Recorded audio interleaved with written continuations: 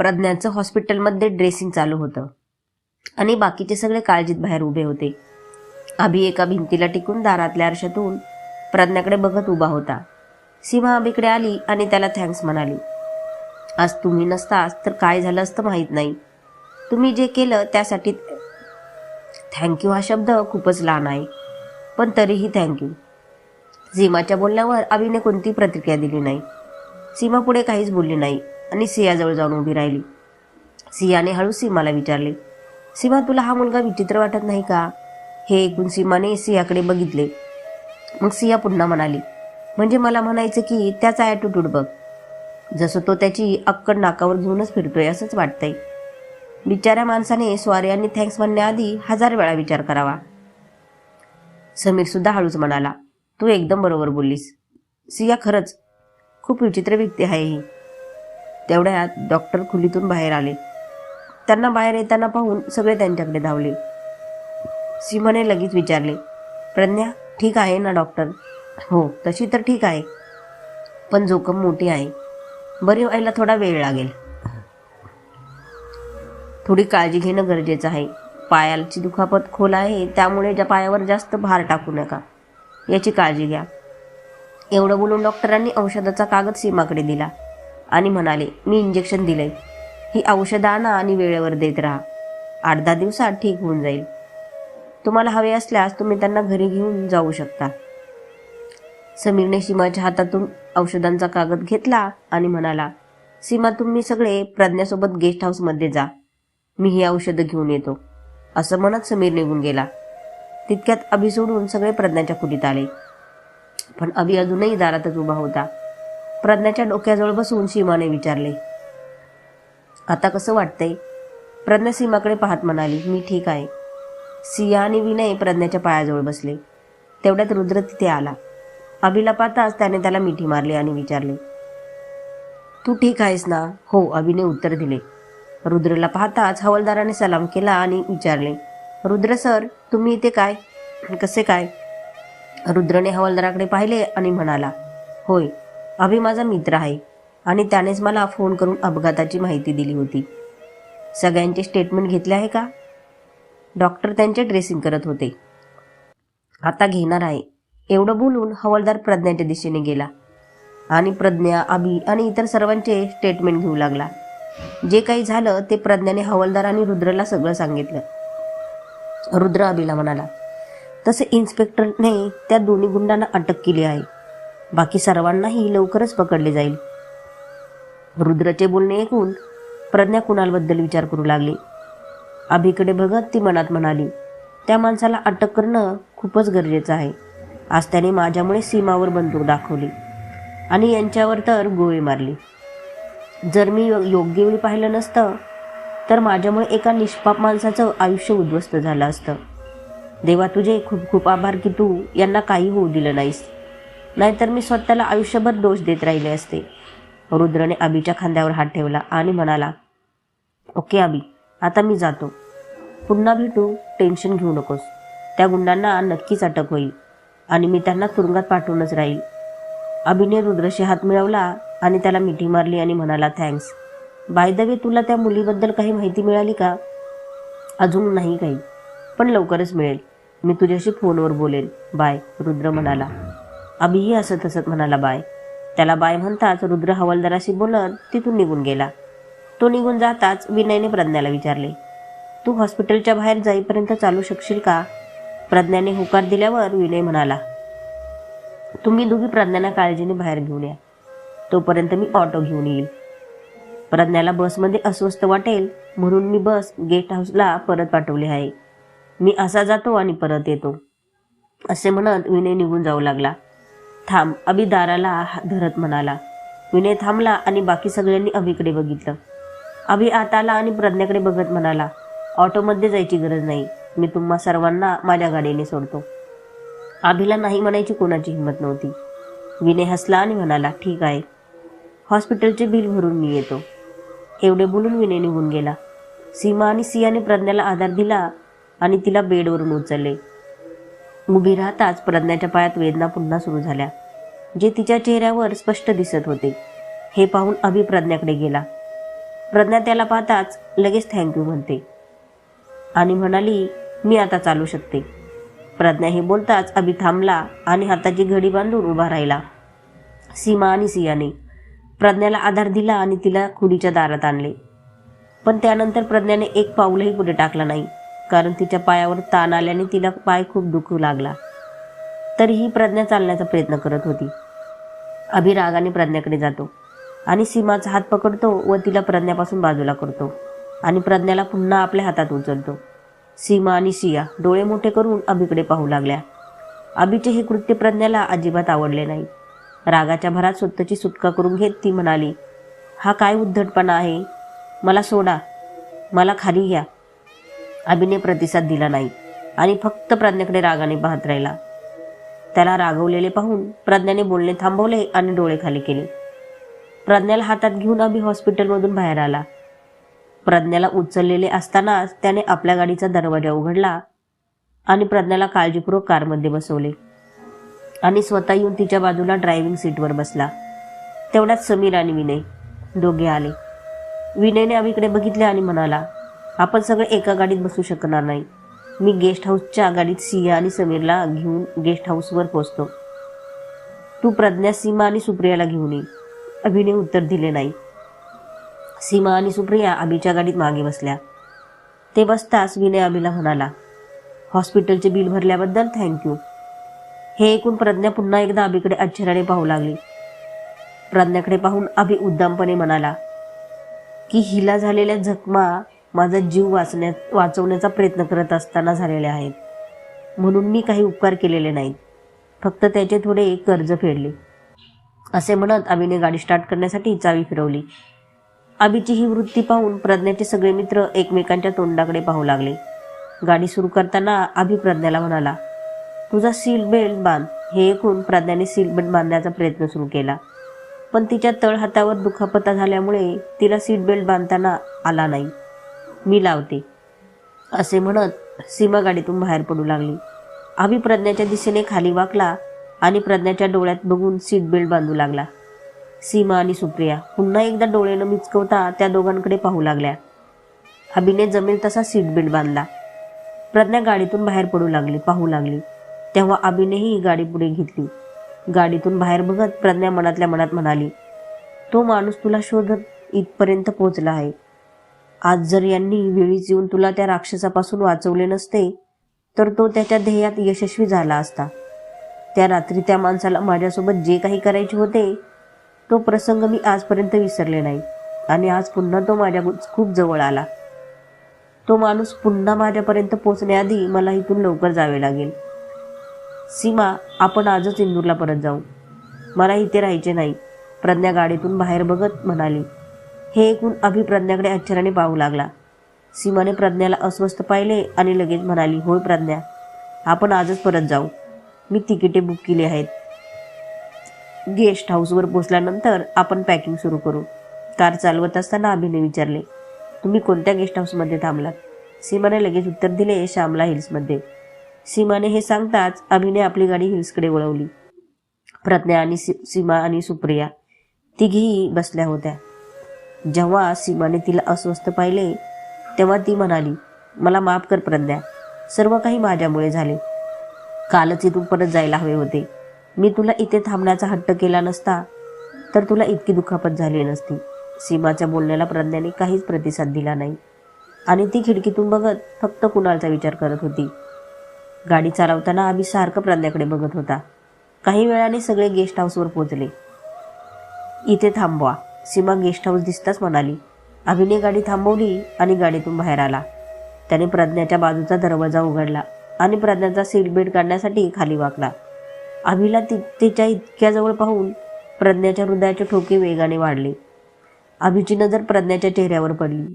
दोघंही एकमेकांकडे बघू लागले. अभिने सीट बेल्ट काढला आणि प्रज्ञाकडे बघत तिला पुन्हा विचारले. तिला पुन्हा उचलून घेतले. अभि प्रज्ञाला घेऊन गेस्ट हाऊसच्या दिशेने गेला. तसा तो गेस्ट हाऊसच्या आत आला. सीमाने खोलीकडे बोट दाखवले आणि म्हणाली, इथे. त्याने प्रज्ञाला खोलीत आणले आणि बेडवर झोपवले. प्रज्ञा अजूनही अभिकडे आश्चर्याने बघत होती. अभि काही न बोलता निघून जाऊ लागला. तेव्हा प्रज्ञा त्याला थँक्यू म्हणाली. प्रज्ञा थँक्यू म्हणताच अभि थांबला. त्याने वळून प्रज्ञाकडे पाहिले आणि म्हणाला, किती वेळा आणि कशा कशासाठी थँक्यू म्हणणार? कारण तुमच्यासारख्या मुलींचे संपूर्ण आयुष्य लोकांचे आभार मानण्यातच जाते. हे ऐकून प्रज्ञासोबत सीमा आणि सुप्रिया आश्चर्याने अभिकडे पाहू लागल्या. अभि रागाने म्हणाला, प्रत्येक वळणावर तुला त्या गुंडांसारखी माणसे भेटत राहतील आणि त्यांना टाळण्यासाठी तू लोकांकडे मदतीची याचना करत राहशील. जोपर्यंत तू कोणाच्या तरी घाणेरड्या हेतूचा बळी पडत नाहीस तोपर्यंत, का त्यांच्यापासून वाचण्यासाठी आयुष्य संपून टाकेपर्यंत. हे ऐकून प्रज्ञा रागात म्हणाली, तुमचा माझ्याबद्दल मोठा गैरसमज आहे. मी कमजोर नाही. मला कसे लढायचे आणि जिंकायचे हे माहीत आहे. बरं, मग आज तुला माझ्या मदतीची गरज का लागली? अभिने रागाने विचारले. अभिच्या या प्रश्नाचे उत्तर प्रज्ञा देऊ शकली नाही. तिला 3 वर्षांपूर्वीचा प्रसंग आठवू लागला आणि अभिला कुणालबद्दल काही सांगता आले नाही. तिच्या चेहऱ्यावरची भीती आणि घबराट पाहून अभि रागाने म्हणाला, प्रज्ञा, आज मी तिथे पोहोचलो नसतो तर तुझे काय झाले असते या विचाराने सुद्धा मला भीती वाटते. पण प्रत्येक वेळी तुझ्या मदतीला कोणीतरी आलेच पाहिजे असे नाही. स्वतःचे संरक्षण करायला शिकले पाहिजे. मुलगी तिच्या शरीराने कमकुवत नसते तर ती तिच्या मनाने असते. स्त्री एकट्याने संपूर्ण कुटुंब सांभाळू शकते तर ती काहीही करू शकते. स्वतःला इतकं मजबूत बनवा की तुम्हाला कधीच कुणाला सॉरी आणि थँक्यू असे शब्द बोलण्याची गरज पडणार नाही. प्रज्ञा लगेच म्हणाली, सॉरी आणि थँक्स म्हणणे हे कमकुवत माणसाचे लक्षण आहे असे तुम्हाला वाटत असेल तर तुम्ही चुकीचे आहात. मी तुमचे आभार मानले कारण तुम्ही मला मदत केलीस आणि मला त्याची जाणीव आहे. मला विश्वास आहे की आज तुम्ही नसता तर कदाचित मी जिवंत नसते. म्हणून मला वाटले की तुमचे आभार मानून मी तुम्हाला सांगावे की तुमचे हे उपकार मी आयुष्यभर विसरणार नाही. राहिली गोष्ट सॉरी म्हणायची, तर जर एखाद्या व्यक्तीने चूक केली तर माफ करा म्हणण्याने त्याचा अपराध थोडा कमी होतो. त्याच्या मनातून झालेल्या चुकीचं ओझंही थोडं कमी होतं आणि समोरच्याच्या चेहऱ्यावर हसू येतं. सॉरी बोलून ती व्यक्ती लहान होत नाही असे बोलल्याने अभिला प्रज्ञाचा खूप राग आला आणि तो माघारी फिरला. त्याला रागात बघून प्रज्ञा पुन्हा म्हणाली, अजून एक गोष्ट, माझ्यासमोर कुठलीही अडचण आली तर मी त्यापासून पळून जात नाही. त्याला तोंड देण्याची हिंमत ठेवते. पण कधीकधी भूतकाळातील काही कटू क्षण जेव्हा एखाद्या व्यक्तीसमोर येतात ती व्यक्ती क्षणभर कमकुवत होते आणि विचार करण्याची आणि समजण्याची शक्ती गमावून बसते, जसं तुम्ही बसता. हे ऐकून अभिने प्रज्ञाकडे आश्चर्याने पाहिले. प्रज्ञाचे बोल अभिला त्याच्या भूतकाळातील आठवण करून देऊ लागले. प्रज्ञाने अभिकडे पाहिले आणि म्हणाली, भूतकाळाने मला काही क्षण कमजोर केले असले तरी मी स्वतःची काळजी घेते. तुमच्यासारखी माझा राग इतरांवर काढत नाही आणि त्यांना दुखावत नाही. आणि मी चुकूनही कुणाला दुखावलं तरी माफी मागायला माझा युग आडवा येत नाही.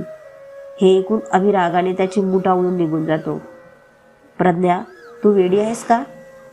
गेल्या काही तासात ज्याने तुझ्यासाठी खूप काही केले आहे अशा व्यक्तीला बोलण्याची ही कोणती पद्धत आहे? तू असं कधी कोणाशी बोलत नाहीस.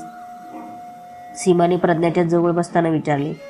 प्रज्ञाने दाराकडे बघत उत्तर दिलं, सीमा, हे सगळं बोलणं गरजेचं होतं कारण भूतकाळातील आठवणींनी त्यांच्या मनात विष भरून टाकलं आहे की ते स्वतःला विसरले आहेत आणि ते एक चांगली व्यक्ती असूनही लोकांना असे दाखवतात की ते चांगले नाही. आत्तापासून आपला राग दुसऱ्यावर काढताना ते एकदा मी बोललेले आहे या गोष्टीचा विचार नक्कीच करतील. हे ऐकून सीमा हसली आणि प्रज्ञाला मिठी मारली आणि विचारले, आता मला सांग, तू हॉटेलमध्ये अभिला थँक्यू का म्हणत होती? प्रज्ञा हसली आणि सीमाला बाजूला केले आणि म्हणाली, नाही सांगणार. सुप्रिया प्रज्ञाला म्हणाली, तुम्ही दोघी आधीच याला ओळखत होतात ना? होय, प्रज्ञा आणि सीमा दोघी एकत्र म्हणाल्या. सीमा पुढे काही बोलणार होती पण प्रज्ञाने तिला काही न बोलण्याचा इशारा केला. प्रज्ञाने विषय बदलला आणि सुप्रियाला म्हणाली, सुप्रिया, प्लीज माझ्यासाठी 1 कप चहा बनवायला सांग आणि मला भूक लागली आहे, तर प्लीज आपण काही खाऊया का? सुप्रिया हसली आणि म्हणाली, प्लीज म्हणायची गरज नाही. मी आपल्या सर्वांसाठी चहा नाश्ता ऑर्डर करते, तोपर्यंत बाकीचेही येतील. असे बोलून सुप्रिया निघून गेली. ती निघून जाताच प्रज्ञा सीमाला म्हणाली, आता तुला खात्री पटली का? माझा कोणताही भ्रम नव्हता. मी त्याला त्या दिवशी बाजारात पाहिले होते. सीमाने उत्तर दिले नाही. प्रज्ञा पुन्हा म्हणाली, सीमा, मला शोधत शोधत तो मंदिरात पोचला होता, तर तो कोणत्याही क्षणी इथे पोचू शकतो, त्यामुळे आपण लवकरात लवकर इथून निघून गेलेले बरे. हो प्रज्ञा, मी आत्ताच पॅकिंग करते, तोपर्यंत तू आराम कर. एवढं बोलून सीमाने लगेच सुटकेस उचलली आणि कपाटातून कपडे काढून ठेवायला सुरुवात केली. प्रज्ञा स्वतःशीच म्हणाली, माझ्यावर माझ्या कुटुंबाची जबाबदारी आहे आणि या जबाबदारीपासून मी तोंड फिरवू शकत नाही. त्यामुळे त्या माणसाच्या नजरेपासून दूर राहणेच बरे. पण आता जर तो माझ्यासमोर आला आणि मला स्पर्श करण्याचा प्रयत्न केला तर मी त्याला मागच्या वेळेपेक्षा जास्त घाव देईन. सीमाने कपडे पॅक करताना विचारले, बाय द वे प्रज्ञा, आता तू हे मान्य करशील की तुझे आणि अभिचे काहीतरी किस्मत कनेक्शन आहे? हे ऐकून प्रज्ञाने सीमाकडे पाहिले आणि विचारात पडली. सीमा पुन्हा म्हणाली, प्रज्ञा, जर असे नसते तर अभि तुझ्या मदतीसाठी का पोचला असता? तुला त्रास होतोय हे पाहून त्याने तुझा पाय जमिनीवर ठेवू दिला नाही. ते फक्त एवढ्यासाठीच की त्यांना असं वाटतंय मी त्यांचा जीव वाचवला आणि त्यांना कोणाच्या उपकाराचे ओझे ठेवायला आवडत नाही, असे त्यांनी स्वतः सांगितले होते. प्रज्ञाने लगेच उत्तर दिले. हे ऐकून सीमा हसली आणि म्हणाली, हो, पण तरीही आजच्या आधी तुझी एवढी काळजी कुणी घेतली आहे का? नाही ना. मला वाटतं तू यासाठी पण त्याला थँक्यू म्हणायला पाहिजे होतं. असे बोलून सीमा पुन्हा कपाटातून कपडे काढू लागली आणि प्रज्ञा विचारात पडली. अभिने तिला उचलून घेतलेला प्रत्येक क्षण तिला आठवला. अभिने सीट बेल्ट लावणे आणि काढणे हे दोन्ही तिला आठवत होते. ती मनातच म्हणाली, सीमा जे बोलते ते खरे आहे की आजच्या आधी माझी इतकी काळजी कुणीही घेतली नाही, आणि तेही अभिसारख्या व्यक्तीने, जो आधी मला बघून आग बबूला व्हायचा. गेल्या 2 भेटीत मला माझ्याशी वागण्यात बदल झालेला दिसतोय. नाहीतर आजच्या आधी ते माझ्याकडे असे बघायचे जणू ते मला खाऊन टाकतील. मग आज मला त्यांच्या डोळ्यात राग का दिसला नाही, तर काहीतरी वेगळंच दिसत होतं. त्यांचा इतक्या जवळ असल्याचा मला वाईट का वाटलं नाही? आज जेव्हा मी तो राक्षस पाहिला तेव्हा मदतीसाठी त्यांना जाऊन का बिलगली? त्यांचा सहवासात मला सुरक्षित का वाटले? मला जंगलात असताना क्षणभरही त्यांची भीती का वाटली नाही का? इकडे अभि रागाच्या भरात गाडी चालवत होता. प्रज्ञाने बोललेला प्रत्येक शब्द त्याच्या हृदयात बाणासारखा टोचत होता. त्याने रागाने आपल्या फार्म हाऊसच्या बाहेर कार थांबवली आणि थेट आपल्या खोलीत गेला. अभिला बघून छोटे साहेब काका इतकं बोलले होते की अभिने रूमचा दरवाजा आतून बंद केला आणि कॅमेरा बेडवर टाकला आणि स्वतःशीच म्हणाला, ती मुलगी स्वतःला समजते काय? मी तिचा जीव वाचवला आणि त्या बदल्यात तिने मला खूप काही ऐकवले. तिला काय वाटते की मला सॉरी आणि थँक्यू कसे म्हणायचे हे माहीत नाही? तिने मला ऐसान फरामोश म्हटले कारण तिने माझा जीव वाचवला आणि मी तिला थँक्यू म्हणलो नाही. मला त्या मुलीचा चेहराही बघायचा नाही, तरीही ती पुन्हा पुन्हा माझ्यासमोर का उभी राहते का? असे बोलून आम्ही आपले दोन्ही तळवे डोक्यावर घेऊन बसला आणि स्वतःशीच म्हणाला, माझ्या रागामागे दडलेले दुःख त्या मुलीला कसे दिसले? माझा भूतकाळ मला दिवस रात्र मारत असतो हे तिला कसं कळलं? त्या मुलीच्या जवळ जाताच मी स्वतःला का विसरतो? तिला दुःखात पाहून मला का त्रास होत होता का?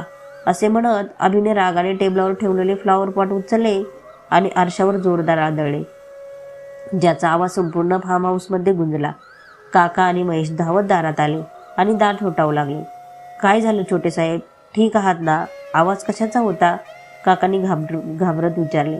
पण अभिने उत्तर दिलं नाही आणि जमिनीवर पडलेल्या काचेचा तुकडा उचलून तो बघू लागला. महेशही घाबरून म्हणाला, छोटे सर प्लीज दार उघडा, प्लीज, आम्हाला तुमची काळजी वाटते. आरशाचा तुटलेला तुकडा पाहून अभि म्हणाला, आरसा तुटला आहे काका, मी नाही, मला काही झाले नाही. हे ऐकून काका अस्वस्थ झाले आणि म्हणाले, बेटा दार तरी उघडा, मी महेशला काच साफ करायला लावतो, नाहीतर तुला दुखापत होईल. अभि हसला आणि म्हणाला, हो दुखापत तर झाली आहे काका, पण तुम्हाला ती दिसणार नाही. तेवढ्यात महेश पुन्हा म्हणाला, छोटे साहेब मी काच साफ करीन, कृपया दार उघडा. आम्ही रागाने काचेचा तुकडा फेकतो आणि दार उघडे ठेवून खोलीतून निघून जातो. तो निघून जातात महेश धावतच खोलीत आला आणि जमिनीवर पडलेले काचेचे तुकडे साफ करू लागला. पण काका अस्वस्थ होऊन विचारात बुडाले. इकडे प्रज्ञा बसच्या खिडकीतून बाहेर बघत अभिचा विचार करत होती. सीमा शेजारी बसून तिचे व्हॉट्सअप चेक करत होती. सीमा तिच्या मोबाईलकडे बघत प्रज्ञाला म्हणाली, प्रज्ञा तू बसमध्ये बराच वेळ प्रवास केल्यास तर तुला उलट्या होतात. म्हणूनच मी तुला म्हणत होते आपण दोघी विमानाने जाऊ, पण तुला तर सर्वांसोबत बसमध्येच यायचे होते. आता एक काम कर, तुझी सीट उघड आणि झोपी जा. जर तू झोपलीस तर तुला उलट्या होणार नाहीत आणि तुझ्या दुखापतीपासूनही आराम मिळेल. सीमा बरोबर आहे प्रज्ञा, तू थोडा वेळ झोप. आता आम्ही आपली बस दिल्लीला पोचल्यावरच थांबू, तोपर्यंत तू आराम कर. समीर वळून प्रज्ञाकडे बघत म्हणाला. प्रज्ञाने काहीच उत्तर दिले नाही. तेव्हा सिया म्हणाली, हिला काय झालं, ही काय एवढी अपसेट आहे? समीर हसत हसत म्हणाला, प्रज्ञा त्या हिरोचा विचार करत आहे असे दिसते, ज्याने प्रज्ञाला वाचवले. तुमच्या एक गोष्ट लक्षात आली का? अभि खडूस स्वभावाचा असला तरी त्याचे मन वाईट नाही. त्याने प्रज्ञाला उचलून घेतले होते तेव्हा दोघांची जोडी खूपच छान दिसत होती. हे ऐकून सीमा प्रज्ञाकडे पाहून हसायला लागली. प्रज्ञा रागाने समीरला म्हणाली, समीर, मी शिमल्याच्या आठवणी तिथेच सोडल्या आहे, त्यामुळे प्लीज तुमच्यापैकी कुणीही शिमल्याबद्दल बोलणार नाही, खास करून अभि खुरानाविषयी, प्लीज. प्रज्ञाच्या अशा बोलण्याने सगळे गप्प झाले. प्रज्ञा पुन्हा खिडकीबाहेर पाहू लागली. ती मनातच स्वतःला म्हणाली, मला माफ करा अभि. मला माहीत आहे की माझ्या बोलण्याने तुम्ही दुखवला असेल, पण तुम्हाला दुखवण्याचा माझा हेतू नव्हता. तुम्ही बरोबर होता, पण तुमची बोलण्याची पद्धत चुकीची होती. मी तुम्हाला उलट उत्तर दिले. याचा अर्थ असा नाही की आज मी माझ्या घरी जाऊ शकते तर ते फक्त तुमच्यामुळे. मला तर फक्त थँक्यू म्हणायचं होतं, पण तुम्ही मला हे सगळं बोलायला भाग पाडलं.